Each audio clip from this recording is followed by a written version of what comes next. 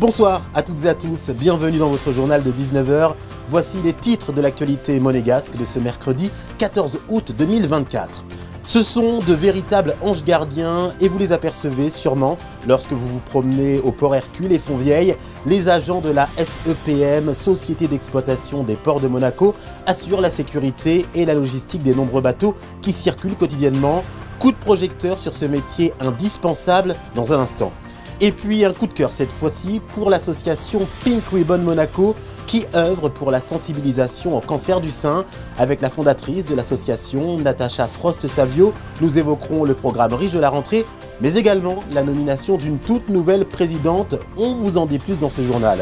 Et puis nous prendrons la direction de Saint-Jean-Cap-Ferrat, où depuis juillet, la villa Efruside Rothschild propose des nocturnes au programme de la culture avec des pièces chorégraphiques, du théâtre ou encore des concerts, le tout dans l'écrin magnifique qu'offrent les jardins de ce site incontournable de la Côte d'Azur. Vous apercevez sûrement ces yachts impressionnants jetés l'ancre au port Hercule ou Fontvieille. Et pour assurer la sécurité et la logistique de tous ces bateaux, des dizaines d'agents de la Société d'exploitation des ports de Monaco sont à pied d'œuvre, 7 jours sur 7, toute l'année. Ils veillent sur le trafic maritime et particulièrement l'été, où les va-et-vient sont incessants. Fabien Bonilla et Sylvain Péroumal vous font découvrir cette mécanique bien rodée. La SEPM a été créée en 2002 et a démarré son activité en 2006. C'est une société anonyme monégasque détenue à 100% par l'État. Elle a pour objectif de gérer les deux ports de la principauté d'un point de vue technique et commercial. Sur 12 mois consécutifs, il y a deux périodes bien distinctes. Il y a une période dite d'hivernage qui commence au 1er octobre et qui se termine au 30 avril, donc c'est 7 mois. Et puis après, à partir du début mai jusqu'à fin septembre, c'est la grosse activité dite de passage de la société. L'été, en moyenne, on a à peu près 55 mouvements par jour, rien que pour le port Hercule. Entre les entrées et les sorties, il y a 55 mouvements de navires d'assez grande taille. Depuis 2006, le chiffre d'affaires de la société s'est beaucoup développé. Pour la dernière année dont les comptes sont clos, c'est-à-dire 2023, on a réalisé un chiffre d'affaires de 27,5 millions et on a généré une redevance pour l'État d'à peu près 14,5 millions. 46 salariés permanents travaillent à la Société d'exploitation des ports de Monaco, plus une dizaine d'intérimaires pour étoffer l'effectif l'été. Au sein de la SEPM, il y a des maîtres de port en polo blanc, des agents portuaires en polo rouge sur les semi-rigides pour aider par exemple à l'amarrage et du personnel technique en polo bleu comme des électriciens. Notre rôle principalement c'est tout ce qui est amarrage des bateaux, amarrage, largage, tout ce qui a un rapport avec le port. Tout bateau, que ce soit les locaux, les gros yachts comme cela, même les croisières aussi. Voilà. C'est du boulot. Ah, c'est du boulot, ouais. En pleine saison c'est du sport même. Oui. Mais c'est agréable, c'est un bel environnement, un bel endroit. Sissi Summer de Port de Monaco, j'écoute. Bonjour, juste pour vous confirmer notre arrivée d'ici 1 heure. 1 heure à l'arrivée, c'est tout bien pris. Le poste de contrôle opérationnel gère le flux constant des va-et-vient des bateaux, petits et grands. Et parmi tous les yachts qui rentrent dans le port Hercule, pour ceux qui dépassent 80 mètres, comme le Sissi Summer, un pilote de la direction des affaires maritimes est amené par des agents de la SEPM. Il doit monter à son bord. Le pilote donc embarque pour conseiller le commandant dans la manœuvre.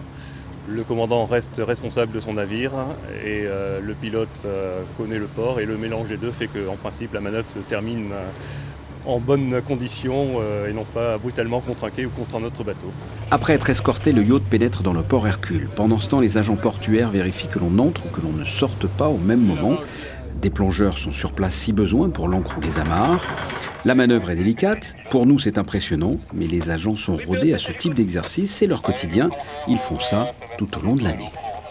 Dans le reste de l'actualité, Lionel Beffre, le nouveau ministre de l'Intérieur, a officiellement pris ses fonctions le lundi 5 août. Cette nomination fait suite au départ à la retraite de Patrice Célario. Le ministre fraîchement nommé a entamé une prise de contact avec les entités dépendantes de son autorité. Dans cette optique, il rendait ce matin visite au Carabinier du Prince.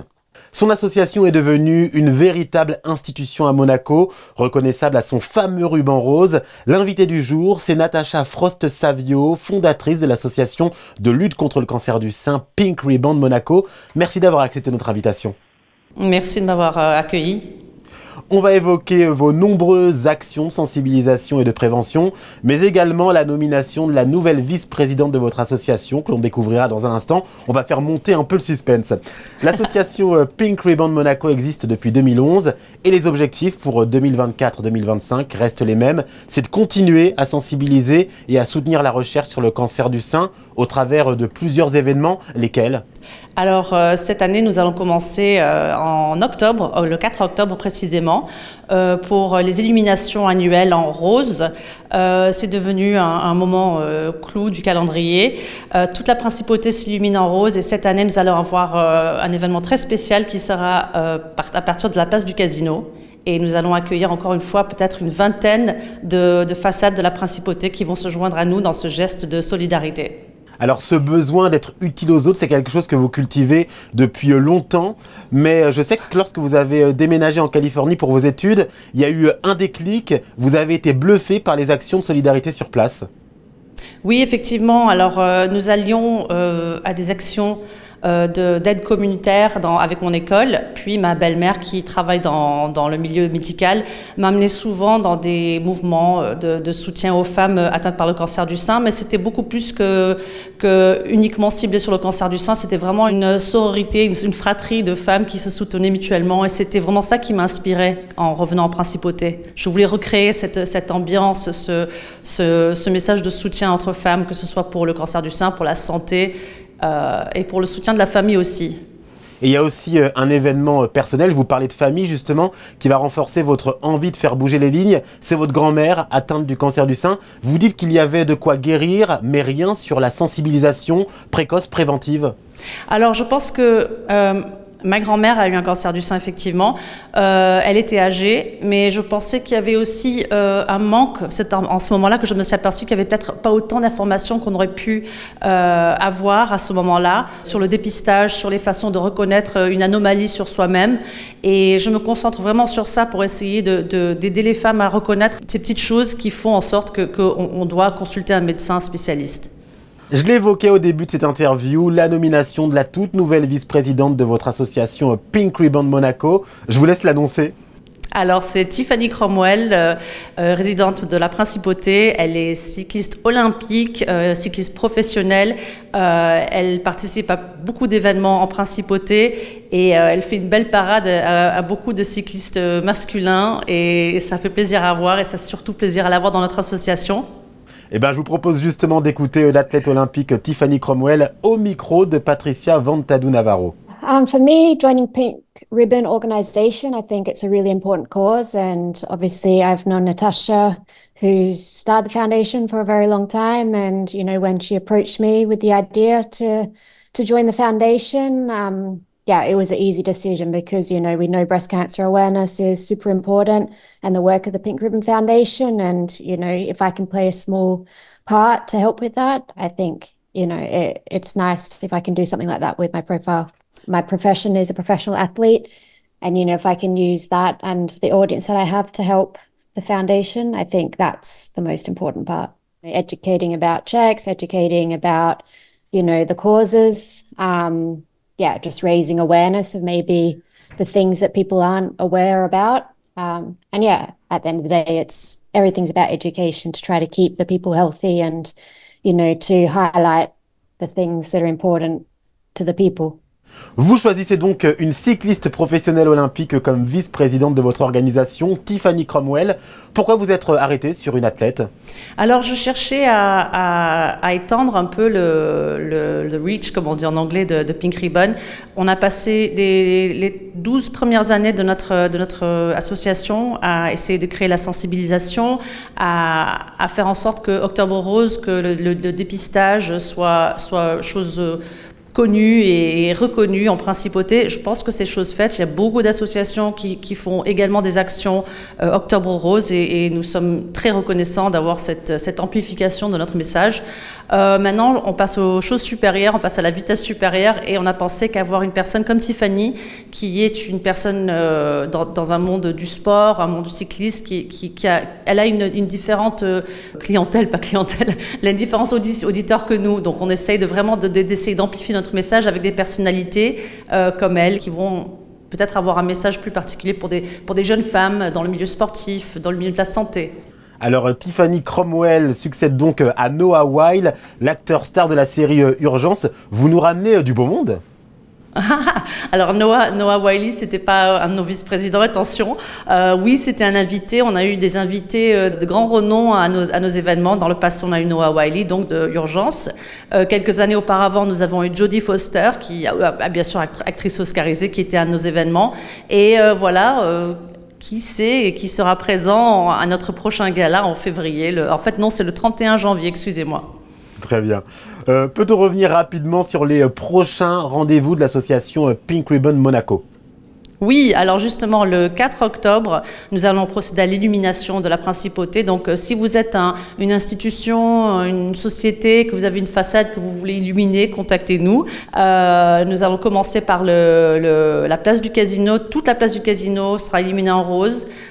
Puis tous les autres bâtiments, le Palais Princier évidemment, le musée océanographique, le Conseil national, le Grimaldi Forum, j'en passe, il y en a tellement, et on les remercie tous. Puis après, nous allons avoir le 31 janvier notre 3e gala de récolte de fonds qui aura lieu dans la salle Empire. Puis, je crois que c'est le 8 et le 9 février, nous allons avoir la marche annuelle Pink Ribbon Monaco en marge de la Monaco Run. Encore une fois, nos partenaires depuis 14 ans. Merci d'avoir répondu aux questions de Monaco Info, Natacha Frost-Savio. Vous êtes fondatrice de l'association Pink Ribbon Monaco qui œuvre pour la sensibilisation au cancer du sein. Merci beaucoup, bonsoir. Parlons à présent d'un concept qui attire de plus en plus de monde, les nocturnes de la villa de Rothschild à Saint-Jean-Cap-Ferrat. Spectacles de danse, pièces de théâtre ou encore concerts lyriques, comme ce fut le cas hier soir. Il y en a pour tous les goûts, le tout en plein air dans le magnifique écrin que nous offre ce lieu incontournable de la Côte d'Azur. Plus de détails dans ce reportage de Christine Datomel et Thomas Deus. Imaginez-vous le temps d'une soirée dans la peau de Béatrice Ephrussi de Rothschild. Inspirée par cette dernière, grande amatrice de musique classique, c'est à la lueur des chandelles que vous passerez un moment hors du temps. Un événement qui se tient tous les lundis et mardis durant l'été, des soirées champêtres et artistiques mises en place donc dans les jardins à la française de la villa Rothschild à Saint-Jean-Cap-Ferrat et qui se tiendront jusqu'au 27 août. J'ai voulu inviter des artistes avec de fortes personnalités dans plusieurs disciplines, puisqu'on a de la danse, on a de l'acrobatie, on a de la musique classique, on a aussi du répertoire contemporain, puisqu'on a eu dernièrement Catherine Lara avec des hip-hoppers, on a eu Laurent Voulzy, donc on est aussi dans les stars qui nous font rêver, mais déplacés, c'est-à-dire que là, on les a en gros plan, ils sont dans une configuration auquel ils ne sont pas habitués, ils sont sous le même ciel partagé, sur la terrasse sud de la villa, et donc c'est un moment assez intime, comme si on invitait les artistes à la maison. L'idée vraiment, c'est de partager cet esprit de salon, si cher à Béatrice Ephrussi de Rothschild, qui a créé ce paradis. Et qu'est-ce que c'est l'esprit de salon? C'est l'envie de partager un coucher de soleil, la beauté de l'espace avec les plus grands artistes de France. Les plus grands artistes de France et d'ailleurs se produisent donc ici. Chant, musique, danse, une programmation riche et variée pour plaire au plus grand nombre. À noter également que lors de votre passage, vous pourrez aussi visiter la villa et déambuler dans les jardins si l'envie vous en dit. Ce mardi soir, les invités ont pu assister au voyage musical et lyrique de David Frey et Mélodie Louledjan, les deux artistes souhaitant faire découvrir aux spectateurs les plus beaux textes d'amour des plus grands compositeurs. On a eu cette occasion de jouer dans un écrin qui est quand même unique ici à la Villa Ephrussi, où je m'étais déjà produit l'année dernière, donc je connaissais un peu le lieu et je suis heureux de revenir avec Mélodie pour ce programme effectivement très, très féminin, sinon dans les compositeurs qui ont écrit ces œuvres-là, en tout cas dans l'inspiration qui les a portées. Donc nous avons pour fil conducteur les amours d'une femme tout au long de sa vie, de l'aube au crépuscule, et nous allons vivre ces amours au travers de l'écriture de 4 compositeurs, Reynaldo Hahn, Strauss, Schumann bien sûr, et Mozart. En tout cas moi je me sens bien ici parce que c'est un lieu qui respire la beauté au sens vraiment le plus noble, quand on voit les jardins, quand on voit les œuvres d'art qui ont été réunies ici. Et moi, je suis très très sensible à justement à la beauté, à la qualité des lieux qui accueillent mes concerts, parce que je crois qu'on est aussi beaucoup inspiré par le lieu qui nous entoure, tout simplement. Vous pourrez donc assister aux différents spectacles assis sur les pelouses du jardin à la française avec, si vous avez pensé à réserver, un panier gourmand préparé par le chef de la maison ou tout simplement vous allonger dans l'herbe pour regarder les étoiles avec une coupe à la main.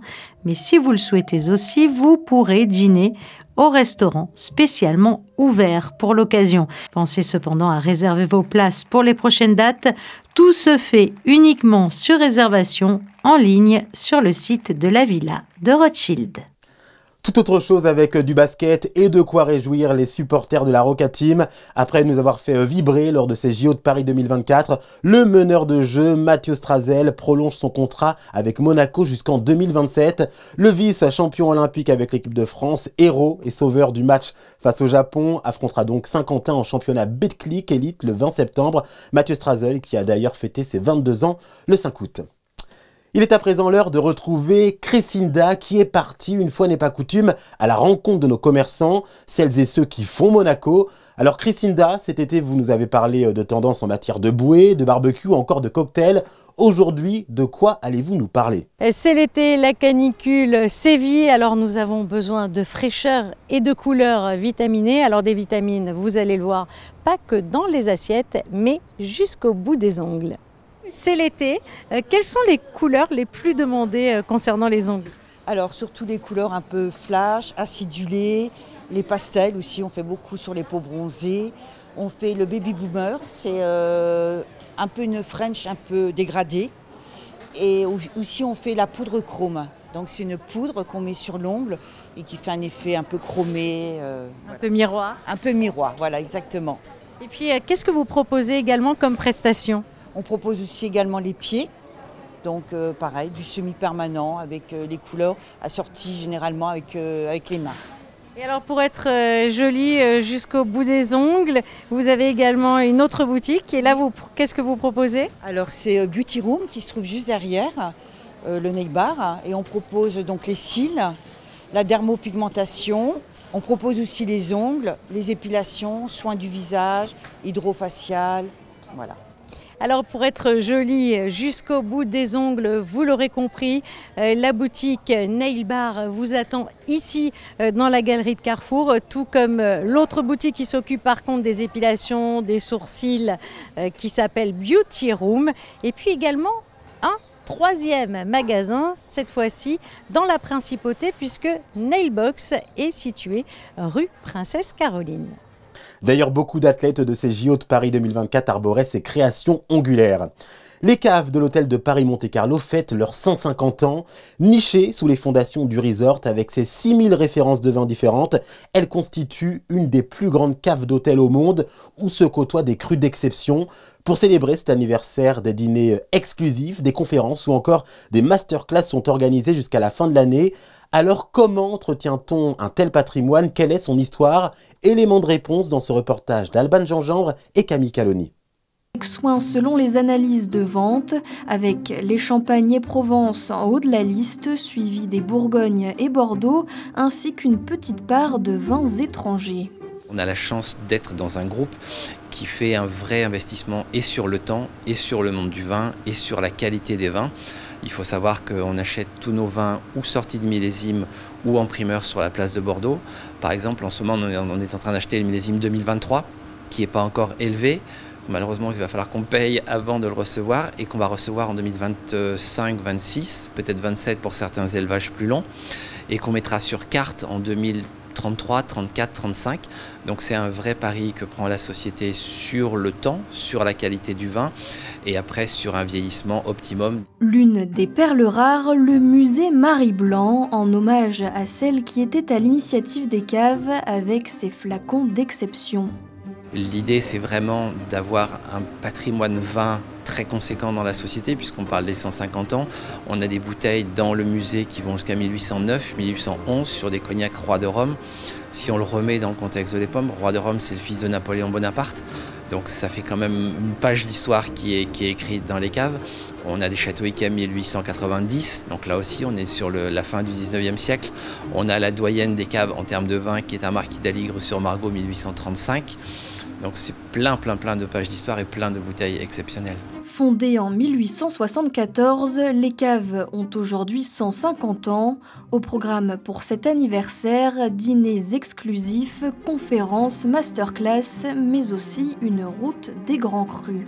On a proposé des vins au verre, grands crus, sur l'ensemble de nos points de vente F&B. C'est-à-dire que vous allez avoir un QR code qui va permettre à notre client de voir un petit peu cette route des grands crus tout au long de notre resort et pouvoir déguster. Autre surprise, le cognac des caves de l'Hôtel de Paris qui est remis au goût du jour. On a des eaux de vie qui goûtent entre 30 et 60 ans d'âge et c'est un produit exceptionnel. On a fait des tirages de 50 centilitres et c'est un produit vraiment exclusif. Riches de leur succès, les caves de l'Hôtel de Paris font peau neuve et s'agrandissent. Elles devraient être métamorphosées d'ici 2025. Tout de suite, on jette un coup d'œil au ciel de votre jeudi et je crois que c'est le retour de la pluie, Alban. Bonsoir. Tout à fait, Maclore, la pluie sera de passage en principauté. C'est le retour d'un temps plus frais avec des rafales de plus en plus soutenues, un ciel couvert et peut-être quelques orages. Bref, le soleil ne sera définitivement pas de la partie. Les températures varieront de 25 degrés le matin à 28 degrés l'après-midi. Et en ce jeudi 15 août, ce sera l'Assomption. Nous fêterons donc les Maries. Des passages pluvieux qui permettront de rafraîchir l'air après ces fortes chaleurs. Autre moyen de prendre le frais, les fontaines. Elles sont nombreuses à Monaco. Tour d'horizon avec ces photographies de Manuel Vitali. On se retrouve demain à 19 h pour un nouveau point complet de l'actualité de la Principauté. Excellente soirée sur Monaco Info bien sûr.